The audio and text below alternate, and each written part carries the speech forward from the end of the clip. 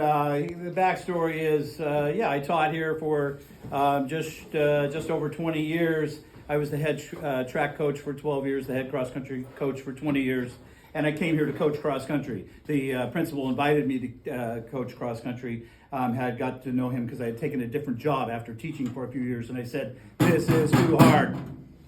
So I found another job. I was like sitting at a computer on phones all day, working with youth in the community, kind of an outreach guy. It was a lot of fun. But Mr. Flores, the principal of Woodland High School, kept going, "Bruns, would you get your butt over to Woodland High School? And then I will allow you to coach cross country." To go. Fine. Because you got to teach English. Fine. Does it still mean I have to read papers on Sunday night and work on lesson plans and feel total stress and not enjoy Sundays? He goes, "Yeah, that's kind of how it works." And I go, "Okay." Ode to Bruns' Podium by Chuck Bruns, fall of 2023. Standing alone in the corner, you await. You are sacred, while at attention as stoic bait. You greet so many with so much grace, cold, metallic, and an off-gray taste. Bravery and terror, adolescents view you with disdain, knowing they must oratate from a podium of great pain. Rubrics and score sheets are out the proverbial door as you hope to make it through without too much gore. Students stood and gripped and dreaded their need to boast, and they know their grade waits to be subject of the roast. Like a monument of truth, solid and strong and old and worn, on a metal frame, many a sticker still stuck and torn. Awaited for teen souls who would share their speech, as teacher and classmates would soon comment and preach. There was Robert of baseball prowess won, the heart of a legend, and now married the one.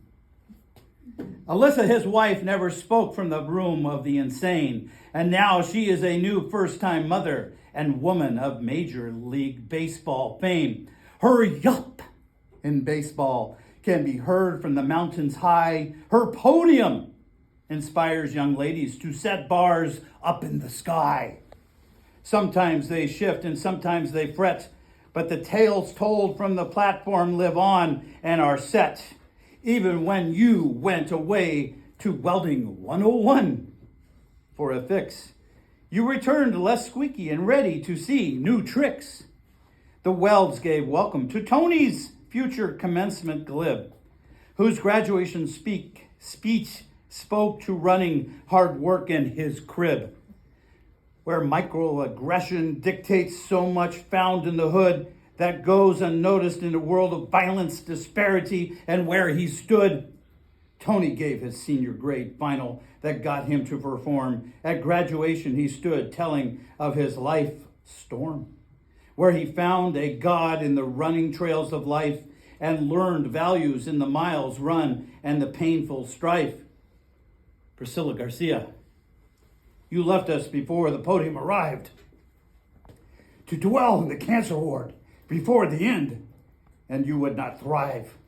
An iPad walked the commencement ceremony so that you could see. While in a hospital bed suffering, you were cancer on a chemo drip IV. I took your lesson in that same quantum time of fate, quantum, and felt inspiration to make sense and did not hesitate to share on the internet my daily chemo and radiation toll, refusing to see cancer's death sentence as my life coal. Russell D. lost his dad over that same summer to the villain. He had stood at the podium after a dozen years, or was it a million?